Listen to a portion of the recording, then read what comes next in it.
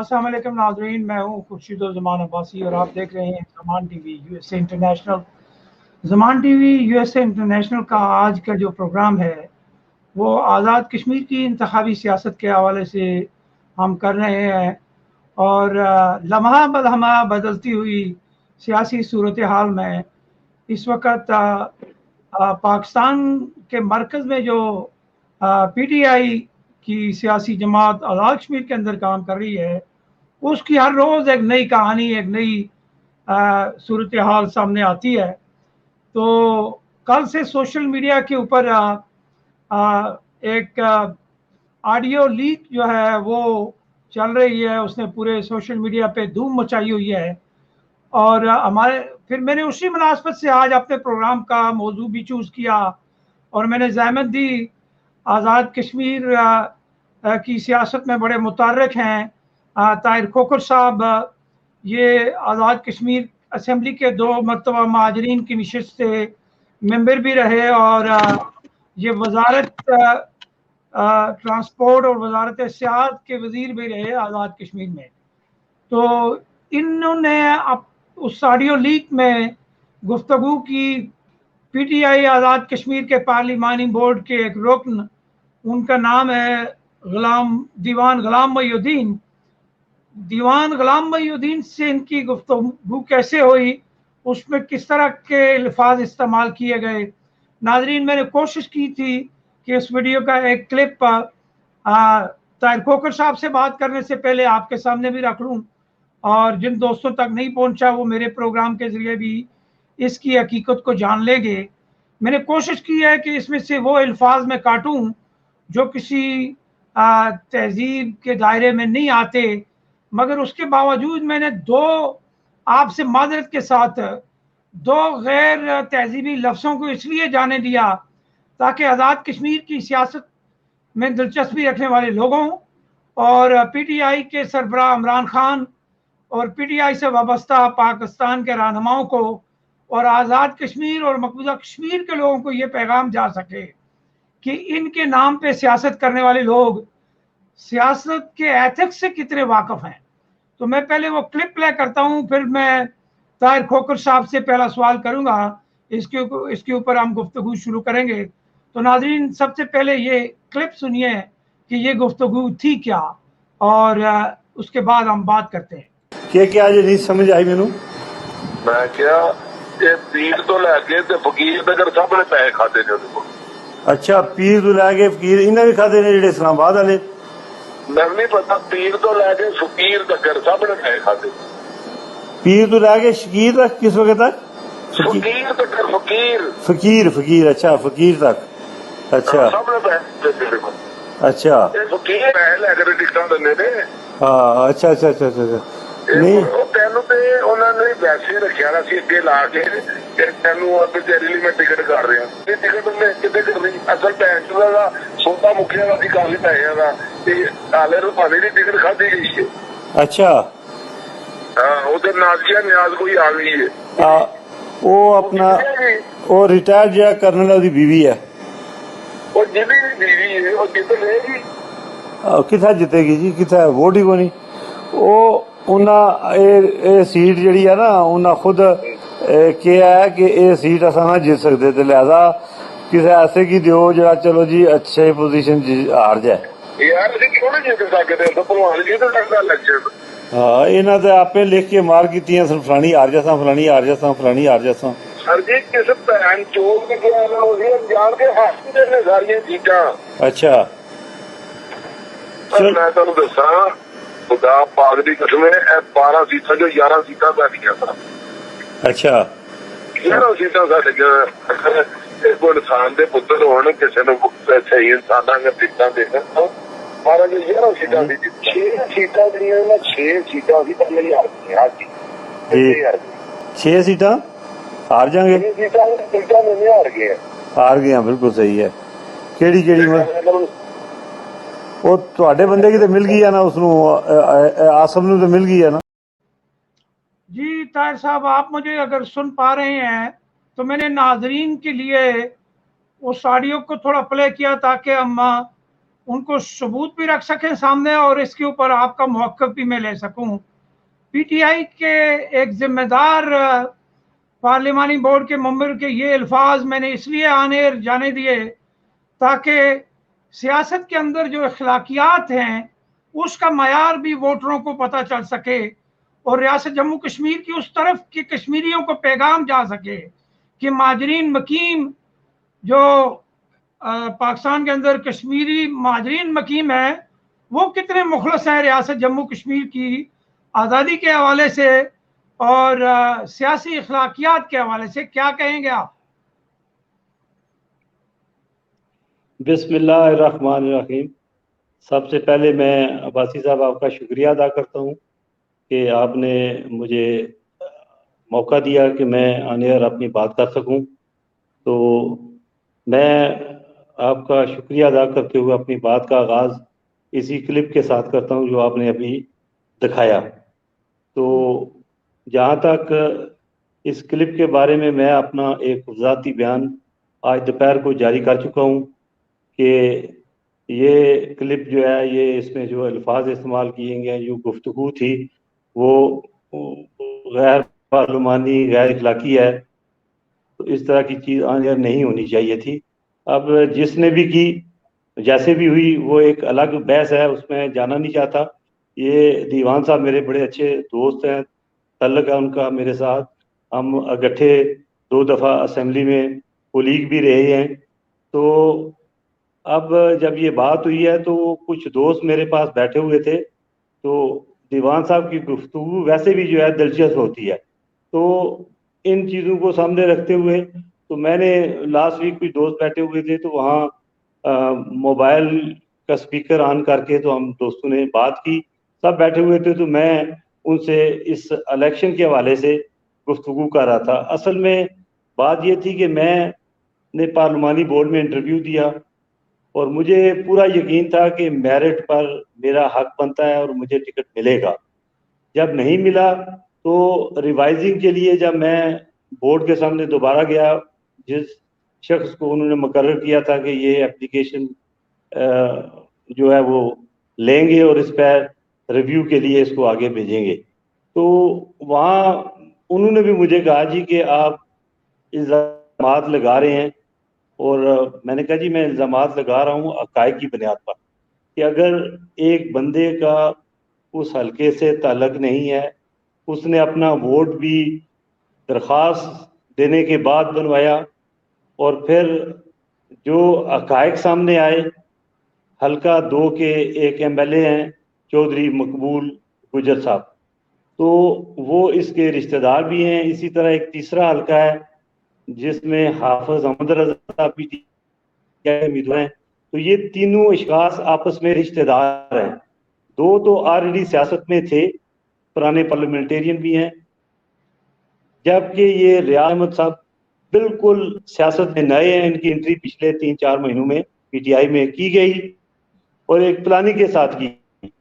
तो फिर उसी प्लानिंग के तहत मकबूल साहब ने इनका टिकट, क्योंकि जब किसी का तो मेरिट नहीं बनता तो फिर आप उसको स्ट्रेट फॉरवर्ड आप चीज़ों को सामने रख के फैसला करते हैं कि ये टिकट जो है ये मेरिट के खिलाफ दिया गया है और इसकी वजूहात क्या हैं। तो जो वजह मेरे सामने आई वो सिर्फ ये थी कि इस हल्के में पैसे का इस्तेमाल हुआ है, चमक का इस्तेमाल हुआ है, लेकिन इसको साबित करना। अब मुझे पार्लिमानी बोर्ड के जो मेंबर हैं उन्होंने कहा जी कि आप कैसे साबित कर सकते हैं कि जी उसने पैसे दिए हैं।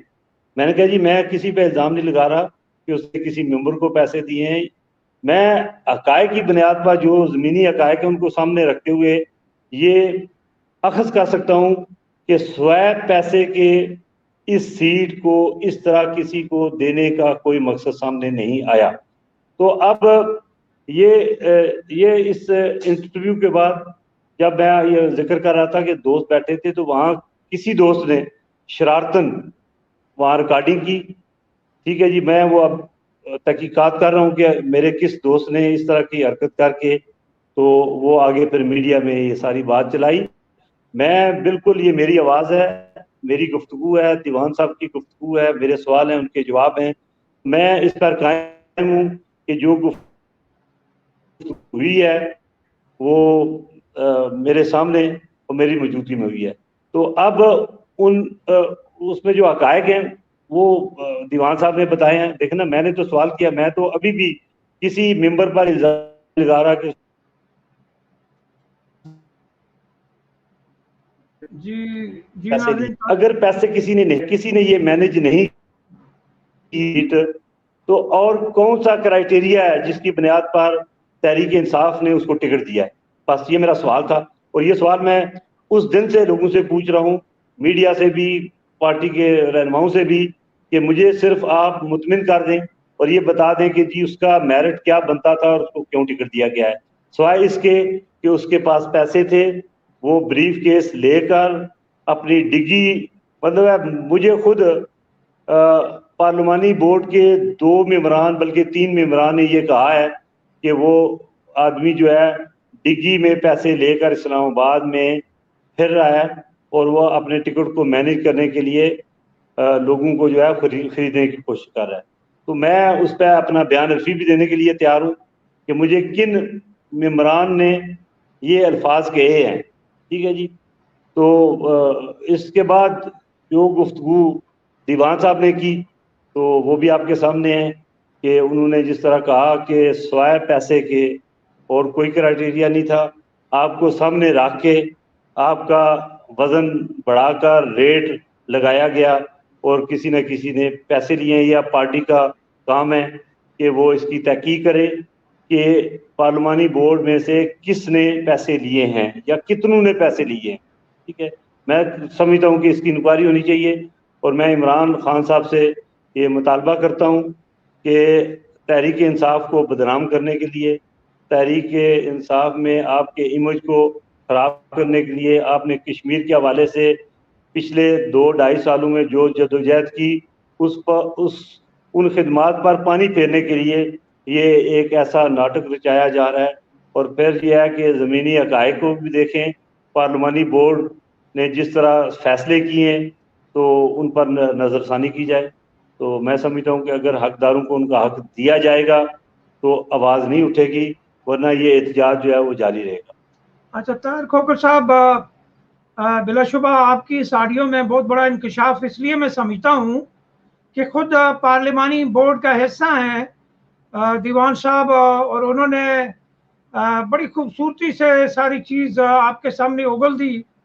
और मेरे ख्याल में ये बड़े पुराने हैं सियासत के अंदर, तो मगर इनका जो ऑडियो लीक में जो अंदाज़े तकल्लुम था और अंदाज़े गुफ्तगू था वो जो है वो अवामी सतह पे लोगों ने उसको बहुत बुरा जाना। बिलाशुबा एक सियासतदान की इस तरह की गुफ्तगू कतई तौर पे नहीं होनी चाहिए, और वो भी माजरीन कश्मीर के नुमाइंदों की, जिनकी अहमियत अगर रियासत जम्मू कश्मीर की तारीख से जोड़ के देखें तो उनका किरदार बाकी सियासतदानों से बहुत जिम्मेदाराना होना चाहिए। तो उन्होंने वाकई इसका इंकशाफ कर दिया। अब ये आपकी पार्टी के चेयरमैन इमरान खान साहब पर मुनहसर है कि वो इसको किस चीज़ से देखते हैं। अच्छा, इसी तरह माजरीन की नशिस्तों पे और भी लोगों के एतराज़ आए हैं जिन्होंने पैसों का कहा है कि जी पैसे लिए गए हैं। मेरे पास एक और उम्मीदवार हैं जिन्होंने इस चीज़ का इंकशाफ किया, इनको आप जानते होंगे। ये भी LA34 जम्मू 1 से टिकट के उम्मीदवार थे। सरदार जाहिद इकबाल एडवोकेट, जंग से इनका ताल्लुक है। इन्होंने भी कहा है कि पार्लिमानी बोर्ड पे इन्होंने इल्ज़ाम आयद किया है कि करोड़ों रुपए लेकर जो टिकट जो है वो दिया गया है। और इसी तरह बाकी लोगों पे भी सैफुल्ला नियाजी, बैरिस्टर सुल्तान महमूद, राजा मंसूर, इन सब का नाम लिया जा रहा है कि इन्होंने पैसे लिए हैं। और बाद लोग तो ये भी कहते हैं कि सैफुल्ला नियाजी ने प्रॉपर्टी के कारोबार के साथ साथ ये कारोबार भी बड़ा अच्छा कर लिया। और ये भी कहा जा रहा है कि आज़ाद कश्मीर में इलेक्शन में हिस्सा लेने वाले आपके जो रहनुमा हैं, पार्टी की आला क़यादत, उन्होंने इलेक्शन का खर्चा भी वहाँ से निकाल लिया। तो ये तो ज़बाज़त आम चीज़ें हैं इनको अब वही रोक सकते हैं। मगर आज़ाद कश्मीर के वोटरों के लिए एक बड़ा मैसेज गया है कि हमारी सियासी गेम जो है वो चलती कैसे है, उसका मयार क्या है।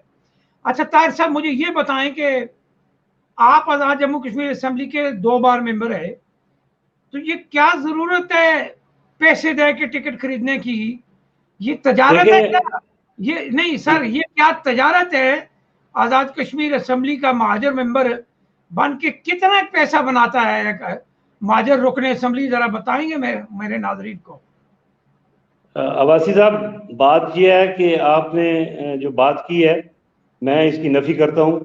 मैं 3 दफा मेंबर असेंबली रहा हूँ आज़ाद कश्मीर की। अच्छा, इस 3 दफा असेंबली में। अच्छा। मैं आपको अल्फन आपको कहता हूँ कि पहली दफा मेरे सिर्फ 5,000 रुपये लगे थे, 5,000 रुपये। दूसरी दफा मैं एमक्यूएम के प्लेटफॉर्म पे और तीसरी दफा भी एमक्यूएम के प्लेटफॉर्म पे। और मैं आज आपको दावे से कहता हूँ कि मेरे इलेक्शन के तमाम अखराजात उस वक़्त मुत्तहिदा कौमी मूवमेंट पाकिस्तान ने अदा किए थे। मैंने अपने इलेक्शन की पूरी कैंपेन में शायद अपनी गाड़ी में जो पेट्रोल डाल के कहीं आता जाता रहा हूँ। इसके अलावा मैं आपको अल्फन कह सकता हूँ कि मैंने कोई खर्चा नहीं किया, किसी को 1 रुपया नहीं दिया। तो 3 दफा मेंबर असेंबली रहा हूँ और बगैर 1 रुपया दिए हुए असेंबली में पहुँचता रहा हूँ। और फिर मैंने 10 साल बाहैसियत मिनिस्टर 7 वजारतों में काम किया है। सियाहत, transport, sports, culture, youth affair, archaeology, तो 7 वजारतें मुख्तलिफ अदवार में मेरे पास रही हैं। और मैं आज ये दावे से आपको कह सकता हूँ कि इन 10 सालों के दौरान कोई 1 रुपये की करप्शन, लूट मार, कोई ठेका, कोई कमीशन, कोई प्लाट अगर मैंने कहीं लिया है तो वो सामने ले आए, मैं सियासत से रिटायर होने का ऐलान करूँगा। ठीक है जी। अब रही बात कि मैं ने अमली सियासत से 2016 से किनारा कशी की हुई थी।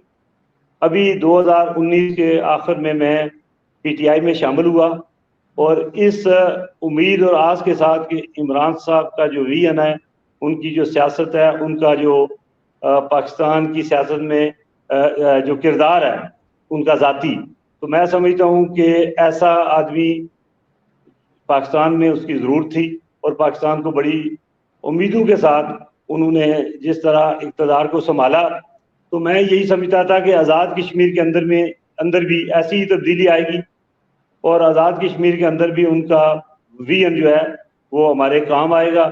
लेकिन बदकिस्मती से यहाँ हो सकता है कोई एक अनासर हो या 2 या 3 लोग जिन्होंने इस सियासत को तिजारत बनाने की कोशिश की।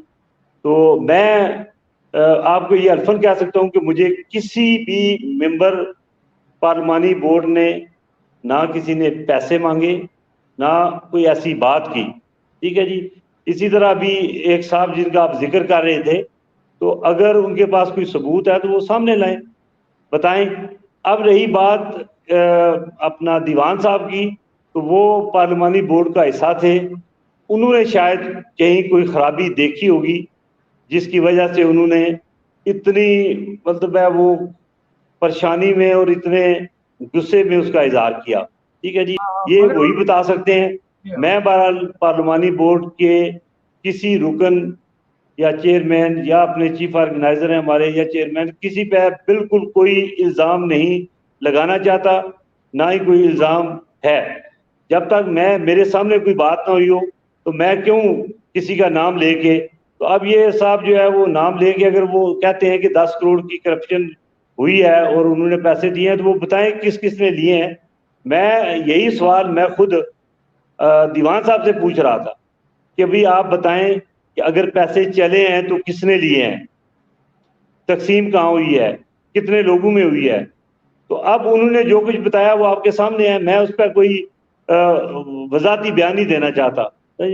मेरा सिर्फ ये वर्शन था कि जम्मू 1 जो है वो महाजरीन का हल्का, और इसमें अगर पीटीआई ऐसे उम्मीदवार को टिकट देगी जो हल्के के जोग्राफिया को समझता हो, जो पंजाब के उन इजला को समझता हो, सिंध के सूबा और बलूचिस्तान में जहाँ कश्मीरी बसते हैं, उनको अब अगर आप किसी नए आदमी को टिकट देकर इस वक्त मैदान में उतारेंगे तो मुझे ये बताएं कि अगले 6 हफ्तों में वो किस तरह एशिया का सबसे बड़ा हल्का है जिसमें 21 अजला पंजाब के हैं, उन 21 अजला में ट्रैवल करने के लिए, वोटों के पास जाने के लिए आपको कम से कम 21 हफ्ते चाहिए। फिर सिंध पूरा है और पूरा बलूचिस्तान है। तो ये अगले 6 महीनों में भी आप, मैं दावे से कहता हूँ कि कोई भी उम्मीदवार इस पूरे हल्के का विजिट, दौरा जो है वो 6 महीनों में नहीं कर सकता। तो अब 6 हफ्तों में वो रियाज अहमद साहब बताएं मुझे कि किस तरह कैंपेन करेंगे, कैसे कश्मीरियों तक पहुंचेंगे, कैसे अपना पैगाम लेके जाएंगे, जो उन पर इल्जामात लग रहे हैं उनकी वो वजाहत कैसे करेंगे, अपना सियासी कैरियर किस तरह उसकी वजाहत करेंगे कि किस पार्टी में रहे हैं, क्या खिदमात सर अंजाम दिए हैं, फैमिली बैकग्राउंड क्या है, सियासत में कोई तजर्बा है या नहीं है। तो ये सारी चीज़ें थी जिसकी वजह से मैं अपने हक के लिए जो है वो उठ खड़ा हुआ हूँ। और मैं पिछले 10-15 दिन से जब से ये चीज़ें सामने आई हैं, इस्लामाबाद में बेशुमार मुजाहरे हुए हैं, उनमें मैंने भरपूर शिरकत की। इसी तरह मीडिया में आए रोज़ इसकी वजाहत कर रहा हूँ। तो मेरा तो बड़ा सिंपल सा सवाल है पार्लिमानी बोर्ड से भी, अपनी पार्टी से भी, कि मुझे सिर्फ ये मुतमिन कर कि जी रियाज अहमद का मेरिट क्या है और उसको क्यों टिकट दिया जा रहा है, बस इतनी सी बात है। जहाँ अगर किसी ऐसे कारकुन को, जो पीटीआई का कारकुन होता, 5-7 साल 2 साल 4 साल खिदमात होती, हल्के में उसका कोई अपना विजिट होता, या वो हल्के की के रकबे को, हल्के की सियासत को, हल्के के उन एरियाज को समझता होता, तो मैं शायद उसकी भरपूर सपोर्ट करता कि चले कोई बात नहीं, मुझे पार्टी ने अगर इग्नोर किया है या इस काबिल नहीं समझा कि मैं अपना जो है तजर्बा, अपनी सियासत, अपना जो काम है उसको इमरान खान के विजन के लिए इस्तेमाल नहीं कर सकता। अच्छा, मुझे ताहिर साहब आपने कहा जी के ब्रीफ केस लेके तो गाड़ी के ट्रंक में रख के वो घूमता रहा और उसका इंकशाफ भी किया आपके दोस्तों ने आपके साथ, और आपने ये भी कह दिया कि बयान अल्फी भी आप उसके हवाले से देने को तैयार हैं। तो फिर आप ये भी कह रहे हैं कि मेरे पार्लिमानी बोर्ड के दोस्तों के साथ कोई इख्तलाफ नहीं है। तो जब आपके पार्लिमानी बोर्ड के दोस्तों ने ही बताया कि ब्रीफ केस चले हैं, तो फिर उसके बाद ये आप किस तरह बयान को ट्विस्ट कर रहे हैं? ये तो फिर नहीं, मैं ट्विस्ट नहीं कर रहा। देखें, मैं आपको हकायक बता रहा हूँ कि मैं अल्फिया बयान दे सकता हूँ कि मुझे फलां मेंबर जो है उसने ये बताया है, फलां ने ये बताया है, फलां ने ये बताया है। अच्छा, अब उन्होंने लिए हैं या नहीं लिए, उनको दिए गए हैं या नहीं दिए गए, ये मेरे इल्म में नहीं है। ठीक है जी। मैं तो ये वजाहत कर रहा हूँ, जो बयान देना चाह रहा हूँ वो उनके भी आप है। अगर वो डिनाई करें तो वो अलग दें कि मैं गलत कह रहा हूँ। उन्होंने मुझसे कोई बात नहीं की। अगर मेरे एक दोस्त ने, मैं आपको ये मिसाल देता हूँ, मेरे एक दोस्त ने मुझे बताया कि हम आज फलां मेंबर के घर गए थे उनको मिलने, तो बातों बातों में उन्होंने बताया कि जी वो रियाज अहमद गुजर जो है वो आया था हमें मिलने, तो वो तो डिग्गी में नोट भर के फिर रहा है। तो मैंने उसे जो है वो मादरत की कि मैंने कहा मैं ऐसा काम नहीं करता, मैं ये नोट नहीं लूँगा। ठीक है जी। तो ये उन्होंने मेरे दोस्त से बात की। अच्छा, तो मैं खुद तस्दीक के लिए जी 2-3 दिन के बाद उनके घर गया, खुद गपशप लगाई, पूछा, तो उन्होंने इसकी तस्दीक की कि जी वो पैसे लेके घूम रहा है। अच्छा कोकर साहब, आप 3 बार आज़ाद कश्मीर असेंबली के रुकन रहे। अब आपने मुझे मुख्तसर जवाब देने हैं ताकि मैं आपसे ज़्यादा मालूमात लेके तो अपने नाजरीन से शेयर कर पाऊँ। आप 3 दफ़ा आज़ाद कश्मीर असेंबली का हिस्सा रहे महाजरीन की निशस्त से। ये पैसे दे के अगर टिकट लेंगे लोग या लिया गया तो इसका फायदा क्या है? आज़ाद कश्मीर असेंबली का महाजर मेंबर क्यों पैसे दे असेंबली की निशिस्त के लिए? मुझे ये बताएं कि अगर मैं महाजर हूं तो मैं क्यों पैसे दे के लूं, उसमें क्या फायदा है?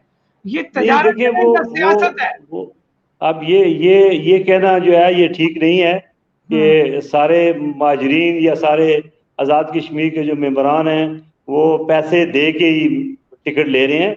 ये कोई 1 2 4 वाकयात जो हुए हैं, मैं उसकी तरफ निशानदेही कर रहा है हूँ। ना, मैं अब आपसे देखें सिर्फ, इसी है ना, इसी असेंबली मुझे में आप, सर मुझे आप इस चीज का जवाब दें ताहिर भाई कि फायदा क्या होगा पैसे दे के टिकट नहीं, ले फायदा तो कोई नहीं है। देखें मुझे आप उसका पैसे फायदा तो वही नहीं दे बता सकता दें है ना, आप।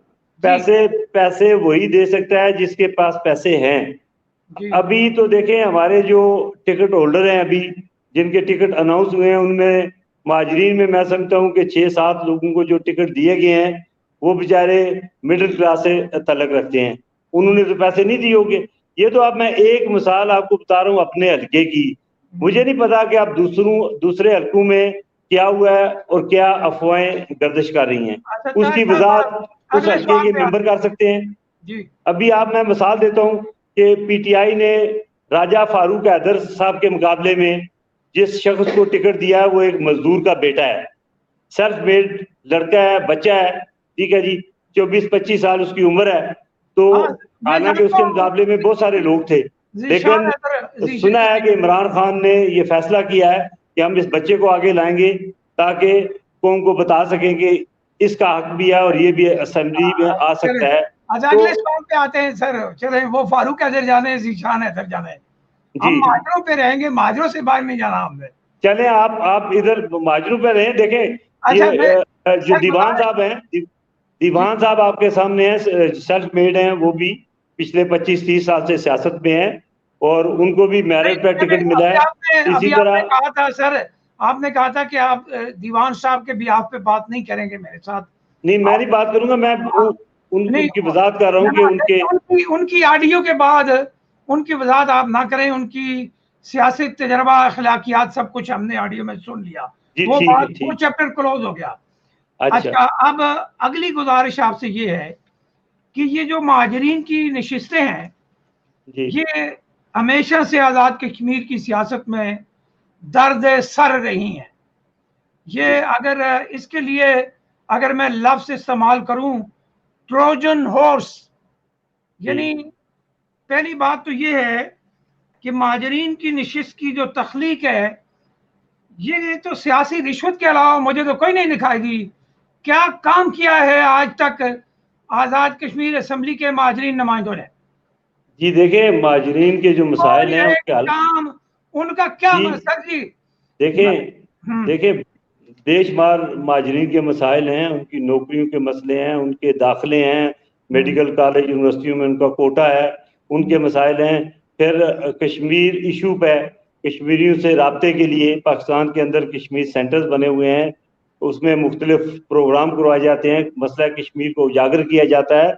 इस तरह के बहुत सारे सियासी एक्टिविटीज़ हैं जो हम पाकिस्तान के अंदर रहकर अच्छा बाहसीत चलें, के करते हैं। तो इसके अलावा क्या जी करते हैं महाजर नुमाइंदे?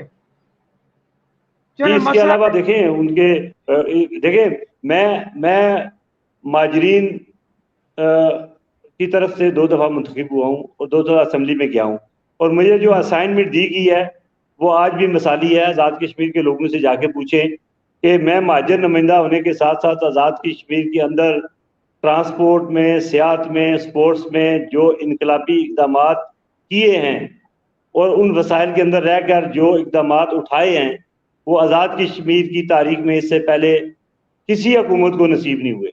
नहीं, मगर आपने मिनिस्टर बन के महाजर की निशिस्त से मसले हल किए। आज़ाद कश्मीर के नुमाइंदे थे आप महाजरीन मकीम पाकिस्तान के। मैंने तो आपसे सवाल आपकी उस नहीं पोजीशन मैंने से करना है, जी बिल्कुल, मुझे उसका आप जवाब यकीन, चाहिए।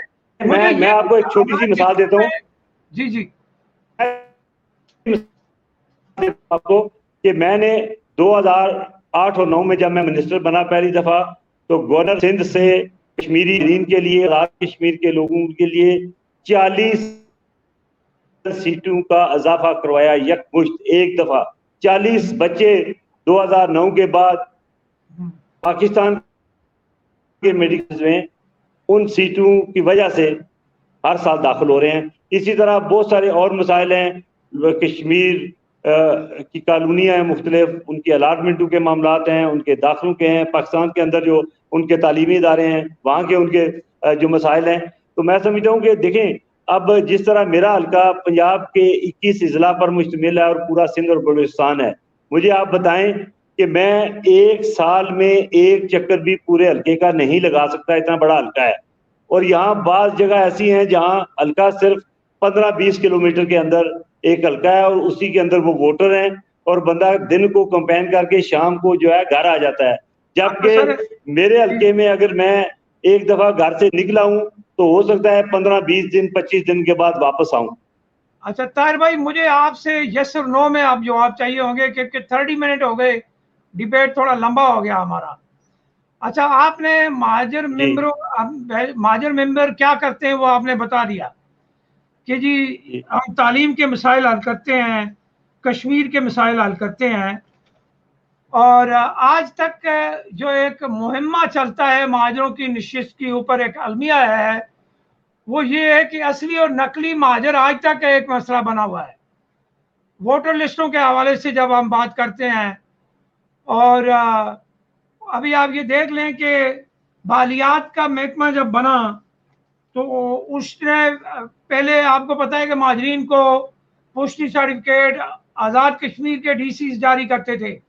फिर उन्होंने कहा 2017 में, शायद आप असेंबली का हिस्सा थे जब कुछ तब्दीली आप लोगों ने कैबिनेट में की थी, उस वक्त आप लोगों ने कहा था कि जी अब इसकी हम स्क्रूटनी करेंगे ताकि मुस्तहिक लोगों की पहचान हो सके।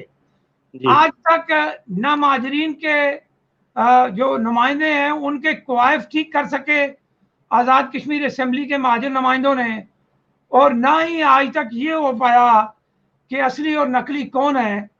तो फिर ये महाजरियत की नुमाइंदगी कैसी? और फिर उसके ऊपर जुल्म ये आता है साहब कि नए कानून जो आप लोगों ने बनाए उसमें आपने कह दिया कि 89 के लोग महाजर नहीं हैं। अबे भाई, कश्मीर के 2 टुकड़े हुए और डिस्प्लेस होने वाले महाजरों के आपने 4 टुकड़े करके रख दिए। ये आप लोगों ने किया क्या है, इसका जवाब पूछते हैं लोग। देखें, बात यह है जो 89 के महाजरीन का मसला आप बता रहे हैं, अब जो बंदा सेटल हो गया है मुजफ्फराबाद के अंदर, उसका शनाख्ती कार्ड वहाँ बन गया है, परमानेंट एड्रेस वहाँ बना है, तो वो वहाँ का वोटर है। उसको अब पाकिस्तान के अंदर अगर वो शिफ्ट हुआ है आर्जी तौर पर तो उसको महाजर तस्वर नहीं किया जा रहा। लेकिन अगर जो लोग पाकिस्तान के अंदर आकर सेटल हो गए, परमानेंट एड्रेस उनका पाकिस्तान का हो गया, उनका कारोबार घर बार अगर वो पाकिस्तान के अंदर है तो उनको एक्सेप्ट किया गया है। मेहर निसार की मिसाल आपके सामने है, वो इलेक्शन में भी हिस्सा ले रही है और वोटर भी है। इसी तरह उसके बहुत सारे और वोटर हैं जो पंजाब के अंदर रजिस्टर्ड हैं, पिंडी के अंदर। तो उसमें कोई तफरीक नहीं की गई, लेकिन बात असल में ये थी कि इससे पहले जो कानून में तब्दीली की गई है उसमें अदर्स को काट दिया गया है।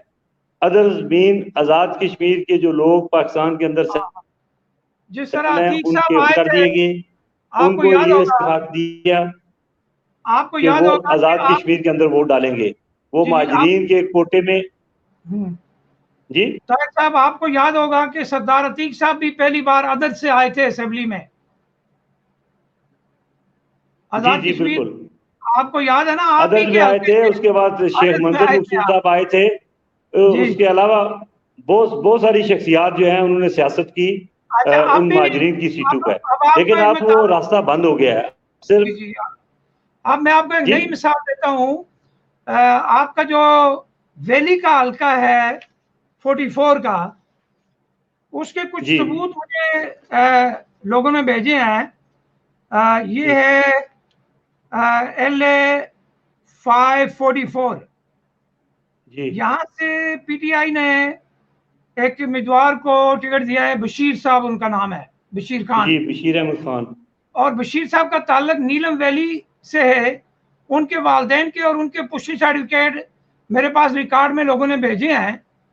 तो ये आंखें बंद करके तो अक्तल्फी की जा रही थी पार्लिमानी बोर्ड में, तो फिर ये महाजरों के मसाइल हल तो नहीं हुए, ये तो उलझ गए। और कहा देखिए इसका आपने बताया, इसका मुझे इल्म नहीं है कि वो नीलम से ताल्लुक है उनका। अब ये तो पार्लिमानी बोर्ड का काम है। तो जहां तक आप ये स्टेट सब्जेक्ट का जिक्र कर रहे हैं, तो ये जाल साजियां पूरे पाकिस्तान के अंदर जिस किसी का कर रहे हैं। अभी मैं आपको मिसाल देता हूं कि पहली दफा जम्मू के 500 से वोट जो हैं वो जाली बनाए गए। जब उनकी तहकीक की गई तो उनके साथ जो स्टेट सब्जेक्ट लगाए गए वो 84, 85, 86 के हैं। अब जबकि चेक करवाने गए तो डिप्टी कमिश्नर मुजफ्फराबाद ने कहा जी कि 2005 से पहले के जितने स्टेट सब्जेक्ट बने थे उनका रिकॉर्ड हमारे पास नहीं है। ठीक है जी। मैंने कहा जी रिकॉर्ड आपके पास नहीं है तो इसी तरह लोग जा तो आप उनको एक्सेप्ट करते रहेंगे। तो बहरहाल उन्होंने मेहरबानी की, तो छानबीन के बाद उन्होंने ये तस्दीक दी। उसमें बेशुमार खामियां थी उन स्टेट सब्जेक्ट में, जिनको उन्होंने जाली करार देते हुए हुकूमत को जो है रिकमेंड किया कि जहाँ भी ये काम हो रहा है वहाँ आप नाफज करने वाले अदारों पर और ऐसे के खिलाफ कार्रवाई करें जो जाली स्टेट सब्जेक्ट बनवा कर लोगों के वोट बनवाते हैं, फिर मुख्तलिफ पोस्टों के लिए जो है वो कोटा जो है माजरीन का उसको वो यूज़ करते हैं, और इस तरह असल जो हकदार हैं वो बेचारे देखते रह जाते हैं। अच्छा ताहिर साहब, एक दो और पॉइंट हैं जो कुछ लोग, आपको पता है कि कुछ कानूनी माहिरीन और कुछ सियासी जुमा और कुछ रियासती शहरी माजरीन की नशिस्तों के मुखालफ भी हैं, आपको पता है इस बात का अच्छी तरह। वो इनका खात्मा भी चाहते हैं। जी बिल्कुल। और आपको ये भी पता है कि एक रिट पिटीशन भी हुई थी आज़ाद कश्मीर में, वो आपको अच्छी तरह याद होगा। कामरान दाद, राजा अमजद अली खान और राजा रजा अली खान साहब ने एक रिट पिटीशन की थी कि जी माजरीन की नशिस्तें जो हैं, नहीं, और ये फिर देखें जी ये नशिस्तें ख़त्म करने के लिए चौधरी मजीद साहब, उससे पहले फारूक हैदर साहब ने भी ऐलान किया था और अपने तौर पर उन्होंने कोशिश भी की। लेकिन असल में इन नशिस्तों का जो मकसद था वो मकबूजा कश्मीर में एक पैगाम देना था कि जो लोग यहाँ से वहाँ मुंतकिल हुए हैं उनकी नुमाइंदगी भी असम्बली के अंदर मौजूद है, और उनके लिए ये नशिस्तें जो है वो रखी गई हैं। जिस तरह के मकबूजा कश्मीर की असम्बली में भी आज़ाद कश्मीर की सीटें अभी तक खाली रखी जाती हैं। ठीक है, तो वो एक मसला है कश्मीर का। अब तो सिचुएशन तब्दील हो गई।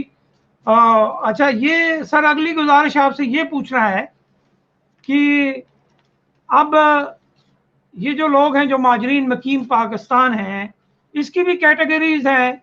65 के अलग हैं, 47 के अलग हैं।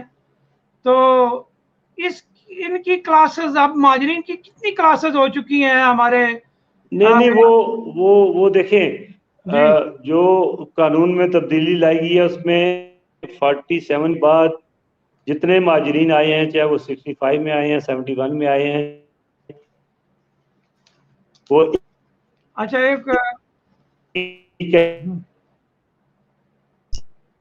मौजूदा माजरीन कैटेगरी को अलग किया। तो इंशाल्लाह हमारी हुकूमत आएगी, पीटीआई की हुकूमत बनेगी नेक्स्ट, तो हम इस तफरीक को ख़त्म करेंगे। माजरीन की कैटेगरी एक ही होनी चाहिए। वैली और जम्मू के अलग अलग जो स्टेट जिस तरह है उस तरह। अब इसमें मजीद तफरीक कि ये मुतासरीन मंगला डैम है, ये जनाब 65 के हैं, ये 71 के हैं। तो इस तरह हम मसला कश्मीर को भी कमज़ोर कर रहे हैं और अपने आप को भी कमज़ोर कर रहे हैं। ऐसी चीज़ें सामने लाकर उसको मजीद तकसीम की तरफ तकसीम कर रहे हैं अपने लोगों को। अच्छा, ये जो हमारी, अच्छा एक और बात, जो इन सीटों के खिलाफ दलाइल देने वाले लोग हैं, वो कहते हैं जी कि पाकिस्तान में सिटीजनशिप का एक्ट आ जाने के बाद सारे लोग जो हैं वो पाकिस्तानी शहरी हैं, तो फिर ये रेफ्यूजीज़ की सीटें क्यों? फिर जो इंतखाबी तरीका है माजरीन की नशिस्तों का, इसके ऊपर भी कानूनी माहिरीन का कहना ये है कि आज़ाद कश्मीर का जो आइन है वो सपोर्ट नहीं करता, उसका उसका टेरिटोरियल इतलाक सिर्फ आज़ाद कश्मीर पे होता है। तो ये लेजिट नहीं है कि वहाँ भी इंतखाबी अमल करके लोगों को आज़ाद कश्मीर असम्बली में बैठा दिया जाए। और अब जो तरमीम 13वीं हुई है उसमें यह भी हुआ है कि माजरीन के नुमाइंदों को जो फंड दिए जाएंगे शायद उसका अब कोई हिसाब भी मांगा जाएगा, मगर इससे पहले जो महाजर असम्बली को फंड दिए गए वो पाकिस्तान में किस जगह खर्च होते हैं, उसकी भी डिटेल देना। देखिए, फंड जो दिए जाते हैं उनका तो हिसाब होना चाहिए, ये तो कोई नहीं कि इससे पहले भी हिसाब होता रहा, ऑडिट मौजूद है। तो अब ये उन अदारों का काम है जिनके ज़िम्मे ये काम है कि वो मौके पे जाके देखें कि वहाँ तरक्याती काम हुए हैं या नहीं हुए। तो इसी तरह आप जो ये कह रहे हैं कि 13वीं तरमीम के बाद पाकिस्तान जो इलेक्शन पाकिस्तान के अंदर होते हैं 12 हल्कों में, उसको इलेक्शन कमीशन पाकिस्तान करवाता है, और वो इलेक्शन कमीशन आज़ाद कश्मीर के तावन के साथ उनकी हिदायत के मुताबिक जो है वो वोटर लिस्टें भी उन्होंने बनाई। अब इलेक्शन का अमल जो शुरू होने वाला है उसमें भी वो भरपूर तरीके से उनका साथ देंगे। उसके लिए उनको जो लवाजमात हैं वो हुकूमत आज़ाद कश्मीर फराम करती है, फंड्स फराम करती है। इलेक्शन के जो अखराजात हैं वो हुकूमत आज़ाद कश्मीर पे करती है, इलेक्शन कमीशन आज़ाद कश्मीर पे करता है। तो मैं समझता हूँ कि पाकिस्तान के अंदर तो बलदियाती निज़ाम भी मौजूद हैं, उसके इलेक्शन होते हैं, सूबाई असम्बली, कौमी असम्बली के इलेक्शन होते हैं।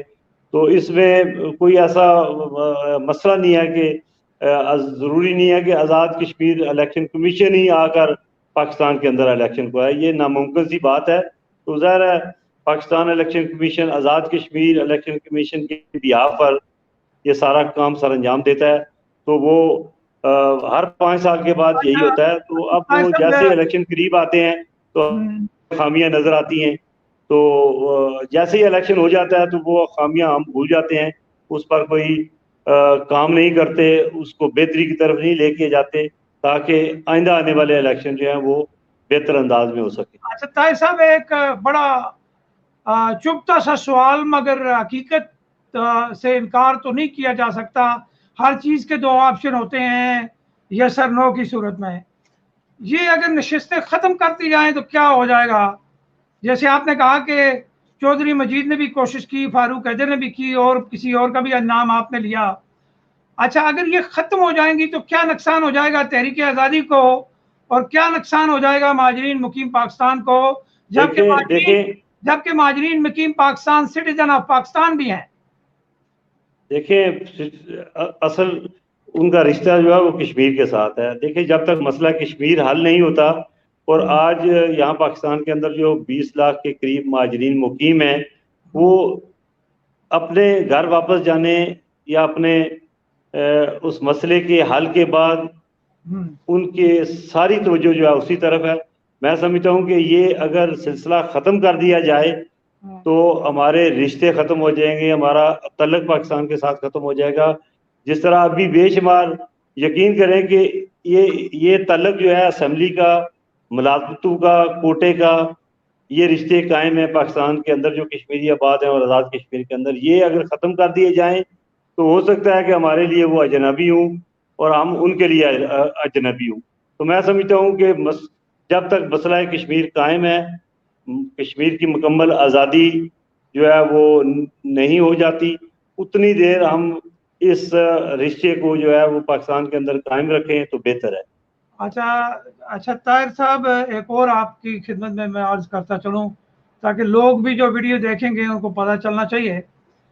पाकिस्तान के साथ हमारा जो सियासी ताल्लुक रिश्ता है, वो तो रियासत जम्मू कश्मीर का आइनी एतबार से नहीं बनता, क्योंकि पाकिस्तान का जो आइन है उसकी अगर आप आर्टिकल 1-2 भी देखें तो उसके अंदर आज़ाद कश्मीर का जिक्र नहीं है। और इसी तरह 257 आर्टिकल को उठा के देखते हैं जब आप, तो वो कहता है कि जब कश्मीरी फैसला करेंगे इस सवाब राय के बाद तो फिर हमारी रिश्तेदारी बनेगी इनके साथ कि किन कंडीशन के साथ वो पाकिस्तान के साथ जुड़ना चाहते हैं। तो ये जो रिश्तेदारी हम लोगों ने जोड़ी हुई है, और आज़ाद कश्मीर के अंदर जो फ्रेंचाइज लेके जाते हैं हम पाकिस्तान की पार्टियों के, और इसमें आप भी शामिल हैं, MQM को आप लेके गए थे आज़ाद कश्मीर के अंदर, तो ये फ्रेंचाइज तो कश्मीर के लिए इनके मंशूर के अंदर तो कुछ भी नहीं लिखा हुआ, तो फिर ये रिश्तेदारी कैसे बना लिया हम लोगों ने? आपने पाकिस्तान के आइन का और कानून का जिक्र किया। हमारा अपना एक आइन है आज़ाद कश्मीर का, हम उसको फॉलो करते हैं। उसके मुताबिक हमें जो आज़ादी दी गई है, जो हक दिए गए हैं, जमहूरी हक हमारे सामने है। ठीक है, हमारी सियासी कोताहियाँ हैं जिसकी वजह से आज तक आज़ाद कश्मीर के अंदर जो जमहूरी निज़ाम कायम है उसमें पाकिस्तान की सियासी पार्टियों के जो लोग हैं उनका बड़ा अमल दखल है। मैं समझता हूँ कि आज़ाद कश्मीर के अंदर जो सियासी जमातें इस वक्त काम कर रही हैं पाकिस्तान की, उनके जो सरबराह हैं आज़ाद कश्मीर के अंदर या उनके पार्टी हेड्स हैं, उनको मुकम्मल इख्तियार मिलना चाहिए ताकि वो आज़ादी के साथ अपने फैसले कर सकें। मैं आपसे एक और बड़ा हकीकत वाला सवाल, अगर पाकिस्तान की सियासी जमातों का बहुत बड़ा किरदार है तो फिर आज़ाद कश्मीर के सियासतदानों को टिकटों के लिए मिन्नतें क्यों करनी पड़ती हैं, पैसे क्यों देने पड़ते हैं? ये कमज़ोर जमहूरी निज़ाम की निशानी है। हम जो है वो जमहूरी तौर पर इतने पुख्ता नहीं है कि हम अपने फैसले खुद कर सकें। हमने खुद मौका दिया है कि दूसरे आके हमारा फैसला करें, जिसकी वजह से आज बहुत सारे मसाइल पैदा हो चुके हैं। तो मैं समझता हूँ कि इमरान खान साहब या दीगर पार्टियों के जो सरबराह हैं, अगर वो आज़ाद कश्मीर की अपनी ब्रांच को या शाख को खुद मुख्तारी दें, अपने फैसले खुद करने की कुव्वत दें, तो मैं समझता हूँ कि वो अपने खित्ते के एतबार से, अपने इलाके के एतबार से वो बेहतर फैसले करके कौम की बेहतर नुमाइंदगी कर सकते हैं। आपने कहा जी कि हमारा एक अपना आइन है, वो जो हमारा अपना आइन है वो आइन तो नकाइस का मजमुआ है, वो तो आज़ाद कश्मीर के शहरियों को यकसा हकूक नहीं देता, तो फिर उस आइन का क्या हवाला देते हैं आप? देखिए, जो अबूरी एक्ट जो हमारा है वो उसमें बेशक आपने कहा बहुत सारी खामियां हैं, लेकिन पिछले 3-4 अदवार में जो भी हुकूमतें आई हैं उन्होंने आज़ाद कश्मीर के आइनी ढांचे को बेहतर नहीं किया। उसको मज़ीद बिगाड़ने के लिए, अपने मफादात के लिए, अपने इक़्तिदार को तूल देने के लिए उसको इस्तेमाल किया है। अच्छा ताहिर साहब, आपने असेंबली का कितनी बार हलफ उठाया है? 3 दफा? 3 दफा मैंने जी, 3 दफा। अच्छा, तो आपका हलफनामा ही गलत है। मैं दिखाता हूँ इस स्क्रीन पे, फिर इस पे बात करते हैं थोड़ी जी। ये जो है इसके अंदर है, मैंने यहाँ रखा हुआ है, मैं दिखाता हूँ आपको, इसके ऊपर भी आपका पॉइंट ऑफ व्यू आ जाएगा।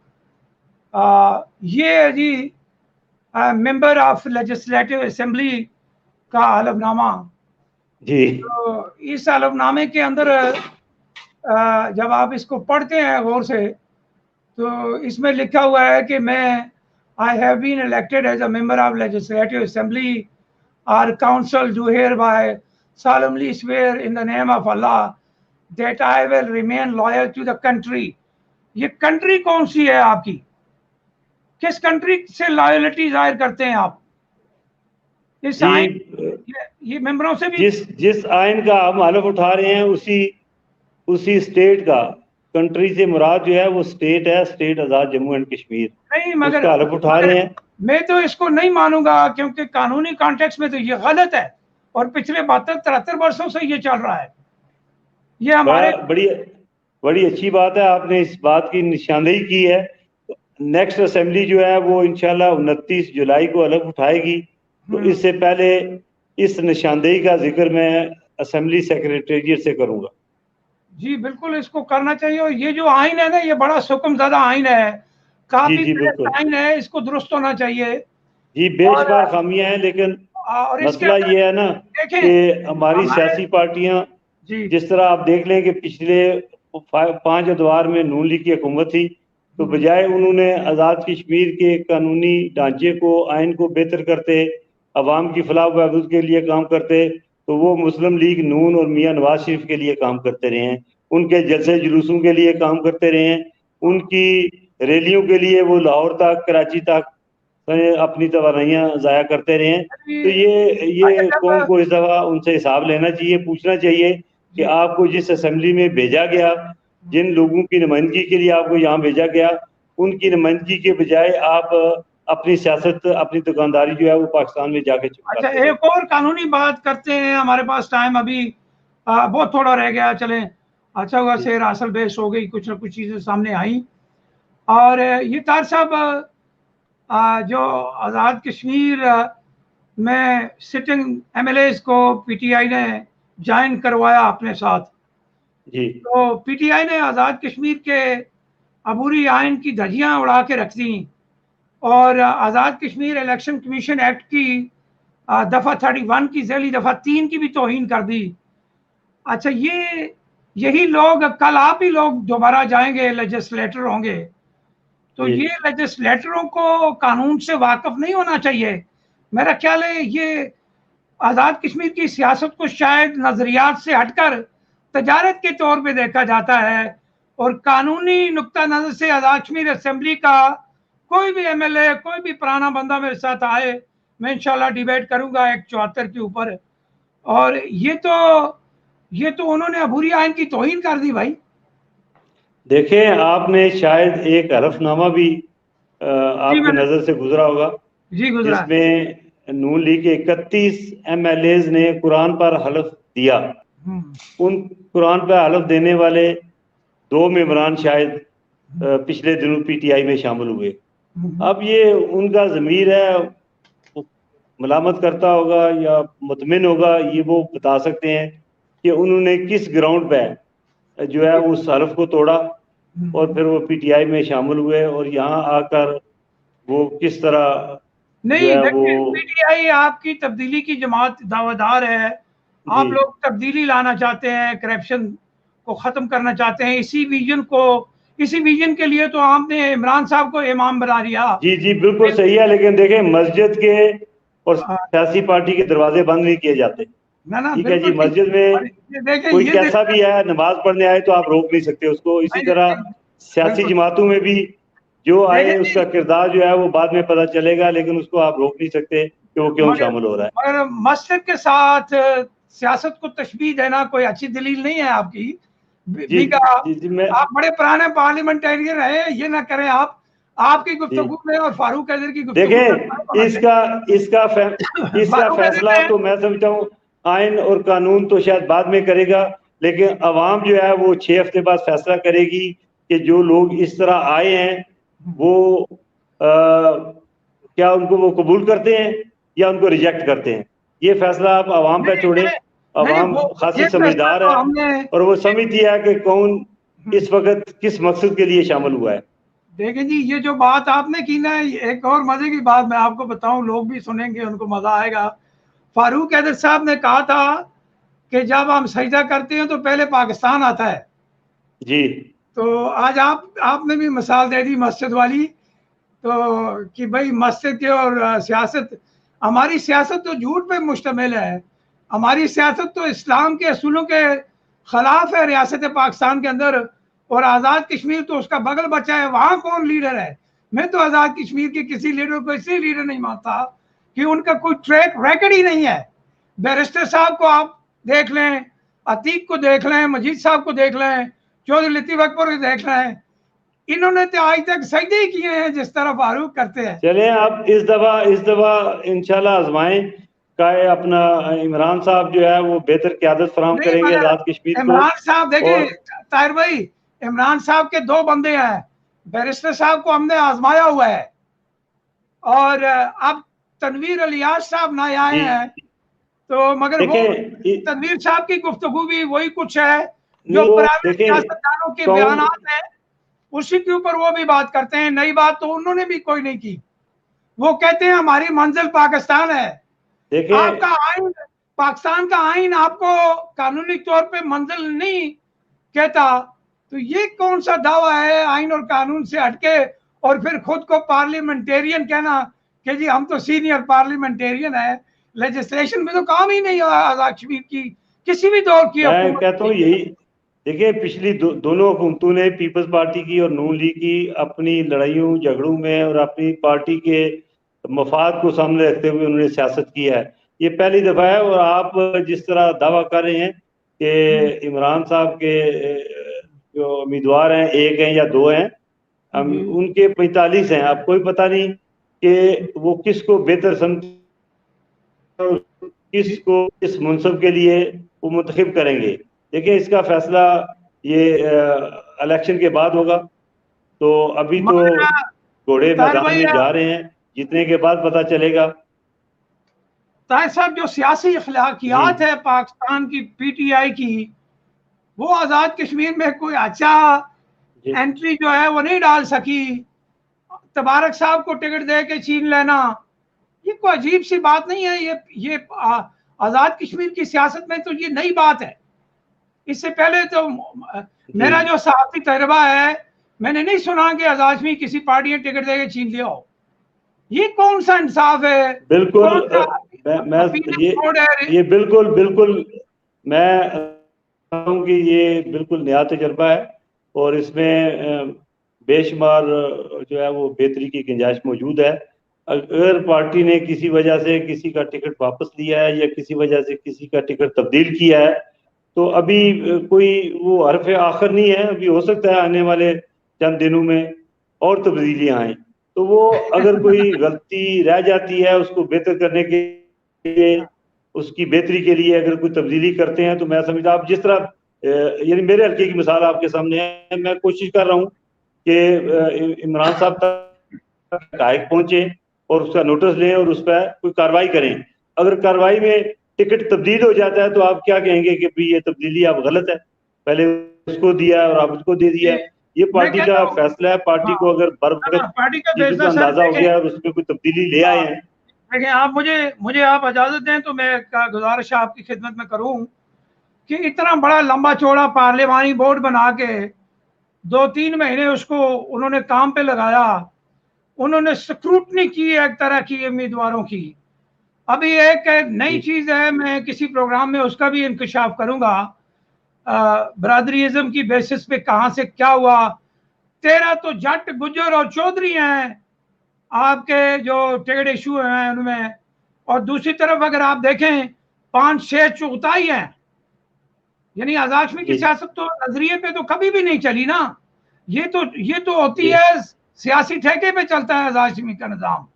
आज पीटीआई का मरकज में अमल दखल है तो आजाद कश्मीर के सियासतदान उसमें घुसेंगे, उससे ठेका करेंगे। कल मियाँ साहब आ जाएंगे, उसके पीछे हो जाएंगे। आजाद कश्मीर के सियासतदानों का तो कोई सियासी किबला काबा है ही नहीं है ना। ऐसी बात जी। इससे और नए लोग जो हैं वो सामने आ रहे हैं बहुत सारे। आप देखें, अब नून लीग से अगर कोई छोड़ के आ रहा है, 2-4 की मिसाल आपके सामने है जी। इसको मिसाल बनाकर आप कहें कि 45 एमएलए या 45 जो हैं पार्टी का एक गलत फैसला है, तो मैं ये मुनासिब नहीं है। तो इंशाल्लाह आने वाले दिनों में आप पीटीआई के अंदर भी बेहतरी देखेंगे। अच्छी क़यादत देने के लिए काम कर रहे हैं और उसमें गलतियां जरूर हुई हैं, गलतियों की निशानदेही भी हुई है और मैं उम्मीद करता हूं कि उस निशानदेही को मजीद बेहतर भी किया जाएगा।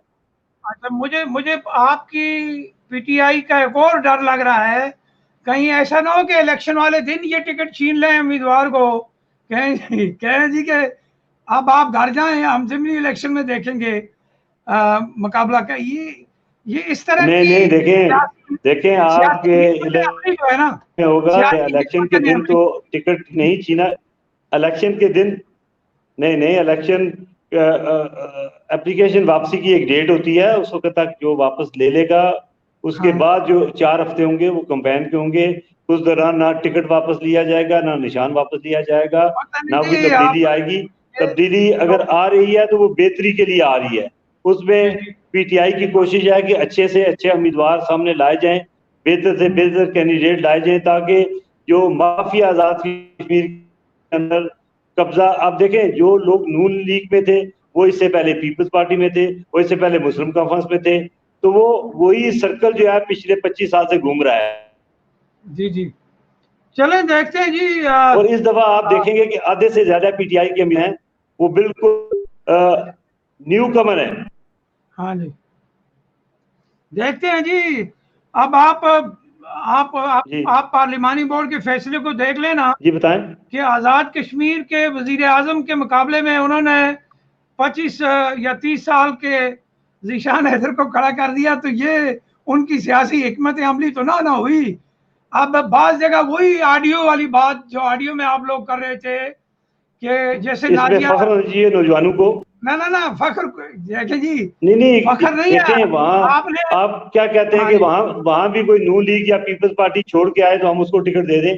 अगर एक नौजवान जो पिछले 10-12 साल से पीटीआई में काम कर रहा है उसको इमरान खान साहब ने अगर मौका दिया है कि आप वजीर आजम के खिलाफ इलेक्शन लड़े, तो ये भी तो पीटीआई का कमाल है। यही तब्दीली है और यही नया कश्मीर है। देखें, मैंने मंसूर साहब का इंटरव्यू किया तो वो भी आपको पता है ना, नए प्लेयर हैं, अच्छी विकेट पे खेलते हैं, कोशिश करते हैं।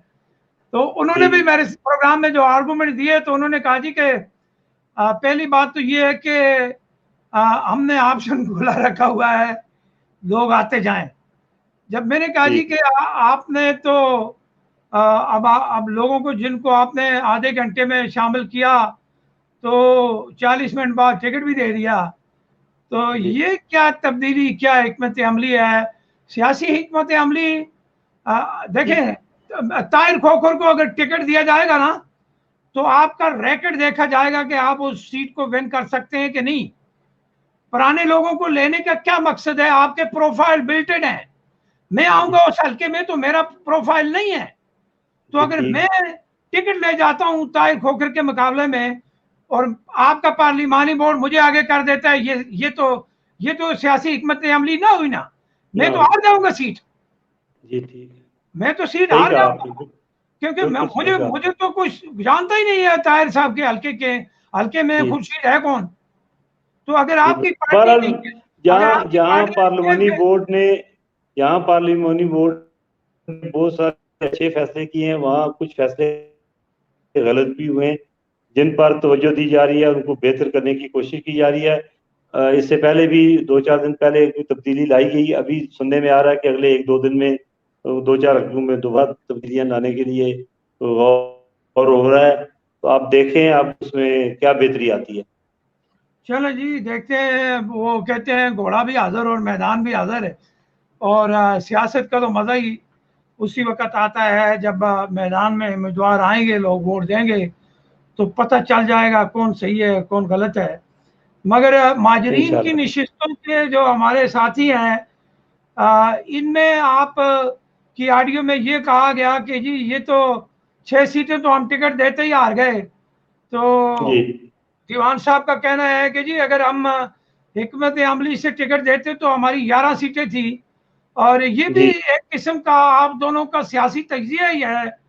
मतलब उसमें से अगर गालियां निकाल दें हम ना, जो दीवान साहब ने खान साहब को दिए हैं वो निकाल दें अगर हम, तो बाकी उनका तजिया तो मुझे ठीक लगा है उस नुक्ता नजर से। मगर अपने कायद को गाल देना ये सियासी एथिक्स में बिल्कुल मैं इत्तेफाक करता हूँ जी, इत्तेफाक करता हूँ। आप देखें ना, मतलब एक बात मैं और आपको, कल वो जलसे में तकरीर अगर करेंगे, कहेंगे कि मैं इमरान खान के जम्मू की जी बोलिए जी, आप कहिए क्या कह रहे थे। मैं कह रहा था कि जम्मू की 6 सीटों में से 5 के टिकट एक ही बिरादरी को दिए गए हैं, और फिर उस बिरादरी के 3 टिकट जो हैं वो एक ही घर में दिए गए हैं, और उस पर लोग सरापा एहतजाज हैं कि भाई एक घर में, एक फैमिली में, करीबी रिश्तेदारों में हल्का जम्मू 2, जम्मू 3 और जम्मू 1, ये 3 टिकट एक ही घर में दिए गए हैं और एक ही बिरादरी से ताल्लुक रखते हैं। फिर इसके अलावा हल्का नंबर 4 और 5 में जो उम्मीदवार हैं वो भी उसी बिरादरी से ताल्लुक रखते हैं। अब मैं किसी बिरादरी के खिलाफ नहीं हूँ, ना ही बिरादरी इज्म के खिलाफ हूँ। अच्छा, लोग इज्म करते हैं करें, लेकिन कम से कम पार्टी के अंदर ये नहीं होना चाहिए कि आप जम्मू में जो लोग रहते हैं 8-9 लाख कश्मीरी पाकिस्तान के अंदर, पंजाब के अंदर, सिंध के अंदर, वो मुख्तलिफ बरादरियों का गुलदस्ता है। उसमें हर किस्म की बरादरी जो है आज़ाद कश्मीर की वो मौजूद है। लेकिन अब एक ही बरादरी के 5 लोगों को टिकट देना, फिर उन 5 में से 3 एक ही बरादरी के करीबी रिश्तेदारों को टिकट देना, तो मैंने ये बोर्ड के अंदर भी कहा है और अभी जो नजरसानी अपील की है उसमें भी कहा है कि ये बहुत बड़ी ज्यादती है। यहाँ अगर इनको इस तरह मुनाफली की बुनियाद पर कि वो कल पार्टी के अंदर अपना बड़ा यानी ग्रुप बनाएं या धड़ा बनाएं, तो यहाँ बाकी बरादरियां भी हैं, उनका वोट बैंक भी है, उनको भी सामने रखें। तो कम से कम जम्मू के अंदर यानी मुतासरीन मंगला डैम की तादाद कुछ 8,000 से ज्यादा है ये वोटर, तो उनके किसी नुमाइंदे को किसी पार्टी ने टिकट नहीं दिया। हालांकि सबसे ज्यादा कुर्बानियां मुतासरीन मंगला डैम की हैं, जिन्होंने अपना घर बार छोड़ा और पाकिस्तान के लिए आज 2000 मेगावाट बिजली पैदा करके मंगला डैम में, और आज वो पंजाब के अंदर जंग में, सरगोदा में, सिंध के अंदर ऐसी ऐसी जगहों पर ऐसे ऐसे गाँव में धक्के खा रहे हैं, उनका पुरसान हाल कोई नहीं है। उनके जो मसाइल हैं वो आज 40 साल से उसी तरह यानी पड़े हुए हैं। जो जमीनें उन्हें 40 साल पहले अलाट हुई थी, आज तक उनको उनके मालिकाना हकूक नहीं मिले। ठीक है जी, आज भी उनकी जमीनों पर मुकामी लोगों ने कब्जे किए हुए हैं। तो ये सारे मसाइल हैं, उनको मीरपुर से उठाकर जंग में भेज दिया गया, सरगोदा में भेज दिया गया, उमरकोट में जाके शिफ्ट कर दिया गया। उसके बाद उनकी हालत, आज आप आए पाकिस्तान, इंशाल्लाह मैं आपको वहां लेके चलूंगा कि वो किन हालात में वहां गुजारा कर रहे हैं। अच्छा, दूसरा तो साहब, ये जमीनों की आपने बात की तो मेरे जहन में एक और सवाल उभरा, जिसके ऊपर शायद हमारे महाजर नुमाइंदों ने आज तक गफलत बरती है। आप जो हमारी ज़मीनें पाकिस्तान में हैं, कश्मीर की जो ज़मीनें, प्रॉपर्टीज, आपको पता है ये भी एक बड़ा इशू चलता रहा। बहुत बड़ा इशू है ये। आप लाहौर के अंदर, रावलपिंडी के अंदर, हाँ, पुरानी आबादियों में जो शहर के अंदर प्राइम लोकेशंस है, उसके अंदर कश्मीर प्रॉपर्टी, अरबों मालियत की प्रॉपर्टियां मौजूद हैं, और जो आज भी वहां की माफिया ने कब्जा किया हुआ है, और वो आज भी उनके जो किराए हैं वो कश्मीर कौंसिल को 100, 200, 150, 250 रुपए के हिसाब से उनको आज भी किराए मिलते हैं। आज आप मुझे बताएं 100, 150, 200 रुपए में आपको शहर के अंदर कोई दुकान मिलेगी, कोई मकान मिलेगा, कोई कमरा मिलेगा? ये भी ये ताज साहब, कश्मीर तो चलो पाकिस्तान हमारे साथ मिलके आज़ाद करेगा, हम कश्मीरियों ने क्या करना है, हमारे पास तो बंदूक भी नहीं है। तो ये जो पाकिस्तान को बड़ा भाई कहते हैं आज़ाद कश्मीर के सियासतदान जी, वो बड़े भाई आपको जमीन तक नहीं देता जिसपे वो इसमें बड़े भाई का बड़े भाई का कसूर इतना नहीं है, कसूर ये है सर, है हमारी क़यादत का कसूर है, हमारे नुमाइंदों का कसूर है। हाँ, कि वो मुजफ्फराबाद में हुकूमत उनको मुजफ्फराबाद में मिलती है तो वो सारा अरसा इस्लामाबाद में गुजारते हैं। ठीक है जी, वो मुजफ्फराबाद में बैठे हैं, वहाँ हुकूमत करें और लोगों के मसाइल हल करने के लिए हिकमत अमली बनाएं। देखिए, नून लीग ने 2016 के इंतखाब में ये दावा किया था कि पंजाब के अंदर जितने महाजरीन हैं उनके ज़मीनों के मसाइल हम 1 साल के अंदर अंदर हल करेंगे। उनमें जो मसाइल मैंने भी जिक्र किया है, ये सारे मसाइल शामिल थे। लेकिन 5 साल गुजर गए, इन 5 सालों के दौरान नून लीग की हुकूमत 2018 तक रही और उन्होंने एक मसला भी हल नहीं किया, और इसी बुनियाद पर उन्होंने वोट लिए थे महाजरीन से और ये वादा किया था कि हम आपकी ज़मीनों के ये मसाइल जो हैं, कब्जे के मसाइल, अलाटमेंट के हैं जी, ये हल करेंगे तरजीह बुनियादों पर। लेकिन कोई एक मसला हल नहीं हुआ। तो अब ये जी, मैं ये अर्ज कर रहा था कि ये हमारे जो महाजर नुमाइंदे हैं 12, ये अगर जाके इमरान खान साहब को मिलें या किसी और को मिलें, कहें जी कि ये हमारा मसला भी हल करें, तो उसके ऊपर पाकिस्तान के अंदर कानून साजी हो सकती है। ये कोई नामुमकिन तो नहीं है। नहीं, कानून साजी की जरूरत ही नहीं है, कानून मौजूद है, अमल दरामद चाहिए। वहाँ का DCO जो है वो रेवेन्यू बोर्ड, वो उनको अनबोर्ड लें और वो सिंसियर हूँ उनको हल करने के लिए। अब यकीन करें कि जंग के अंदर ऐसे रकबे, मैं एक मिसाल दे रहा हूँ आपको, जंग के अंदर ऐसे रकबे हैं जो ये मोटरवे बनी है नई, उन मोटरवेज में वो रकबे आ गए, ठीक है जी। वो 40 साल हो गए हैं, आर्जी अलाटमेंट थी, आर्जी यही अभी तक उनको मुंतकिल नहीं हुई जमीन। अब मोटरवे बन गया और मोटरवे वालों ने गवर्नमेंट पंजाब से मिलकर वो जमीन उन महाजरीन की अक्वायर नहीं की, बल्कि उस पर कब्जा किया और कहा क्योंकि ये अभी आर्जी अलाटमेंट है, हम इसको कैंसिल कर सकते हैं। उन्होंने कैंसिल करके, चाहिए तो ये था कि ये उनकी जमीन थी, उनको मुंतकिल होती और उनको मार्केट वैल्यू के तहत मुआवजा मिलता। आज जिन लोगों की जमीनें मोटरवे के एरिया में आ रही हैं, उनको करोड़ों अरबों रुपए मुआवजे मिल। हाँ, जिस तरह रिंग रोड का भी एक वाक़ा अभी कश्मीरी हुआ। जो है वो अपने जमीनों से में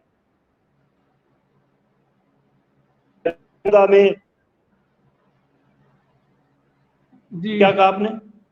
मैंने कहा जी कि ये हमारी सियासी क़यादत को ये कुछ करना चाहिए, और माजरीन के मसाइल में ये भी एक मसला है। नहीं किया ना, इंशाल्लाह मैं आपसे वादा करता हूँ, अल्लाह ताला ने मुझे अगर दोबारा मौका दिया तो बहुत सारे ऐसे मसाइल हैं जिन पर तवज्जो की जरूरत है। ना पैसे की जरूरत है, ना कोई मैन पावर की जरूरत है, तवज्जो की जरूरत है। और हुकूमत पाकिस्तान में अगर ये सिस्टम जो है बरकरार रहता है, इंशाल्लाह अगले इलेक्शन में भी मुझे उम्मीद है कि इमरान साहब 2023 के इलेक्शन भी जीतेंगे। तो हम कोशिश करेंगे कि इस वक्त 2021 में जो हुकूमत बनेगी आज़ाद कश्मीर के अंदर, वो अगले साल 1.5 साल के अंदर महाजरीन मुकीम पाकिस्तान के जो मसाइल हैं, इस तरह के ज़मीनी हक़ाइक़ जो हैं, उनको सामने रखते हुए उनकी मुस्तकिल बुनियादों पर उनका हल करे। ठीक है जी। तो ये बहुत सारे मसाइल हैं, जंग में, सरगोदा में, खुशाब में। तो एक और ताहिर साहब आपकी तवज्जो के लिए भी, और इंसानी हमदर्दी का तकाजा भी है, सियासत से हट के ये बात अगर हम करें, जो हमारे भाई माजरीन मुकीम है कैंपों के अंदर, उनके भी बड़े मसाइल हैं। उनको शायद एक रिपोर्ट में देख रहा था उस दिन कि उनको शायद एक फैमिली 5 बंदों के लिए 9,000 रुपया दिया जाता है। और फिर जुल्म ये है कि अगर वो अपने मुतालबे के लिए कैंप से बाहर निकलते हैं तो उनको जो गुजारा अलाउंस दिया जाता है वो बंद कर दिया जाता है। तो ये तो उन माजरों के ऊपर, फिर तो ये हुआ कि इंडिया भी जबर कर रहा था, आज़ाद कश्मीर भी उन पर जबर कर रहा है। तो फिर किधर है माजरों के नुमाइंदे? आप लोगों को उनका साथ देने के लिए आगे क्यों नहीं बढ़ रहे आप लोग? देखिए, जहाँ कहीं कोई निशानदेही करता है, जहाँ कोई मसला लेके सामने आता है, तो मैं तो नहीं तफरीक करता कि ये जम्मू का है या ये वैली का है। तो मैं इस वक्त आपको बताऊं कि मुजफ्फराबाद के अंदर बहुत सारे कैंप जो हैं उनको कॉलोनियाँ बनाकर बेहतर जगह शिफ्ट किया जा रहा है। ठीक है, मुझे उम्मीद है कि अगले साल 1.5 साल के अंदर शिफ्टिंग की जा रही है और ये कैंप जो हैं इनको यानी ख़त्म करके या उनको बुनियादी सहूलतें जो हैं वो उनको जो देने के लिए जो हुकूमत की हिकमत है उस पर तो वो फी का बहुत ज़्यादा देते हैं। अगर एक फैमिली में 5 लोग 7 हैं तो उनको 12 या 16,000 रुपया महीना मिलता है। तो दूसरा ये है कि ज़ाहिर है उन्होंने कोई लाए हुए हैं, उसकी कोई खिलाफवर्जी करता है तो उसमें अगर कोई उनको तकलीफ पहुंचती है या उनके खिलाफ इंतकामी कार्रवाई होती है तो उसकी अगर प्रॉपर निशानदेही की जाए तो उसका भी हल निकल सकता है। जी हाँ। अच्छा ताहिर साहब, हमारे प्रोग्राम का दौरानिया बहुत लंबा हो गया। यकीनन आज़ाद कश्मीर के लोगों के और माजरीन के मसाइल के ऊपर हमने कुछ बातें की, जिसमें से कुछ मालूमाती चीज़ें भी उनको मिलेंगी। और यही मैं कहूँगा आज़ाद कश्मीर के हुक्मरानों को और सियासतदानों को, और पीटीआई को भी ये मैसेज दूंगा मैं प्रोग्राम की क्लोजिंग में, कि उन्हें भी सियासी हिकमत अमली और दूरअंदेशी से इन चीज़ों को देखना चाहिए, क्या गलत है क्या सही है। और ये अगर वो नहीं देखेंगे तो फिर वोट की पर्ची जो है वो तब्दीली लाने का भरपूर हक रखती है।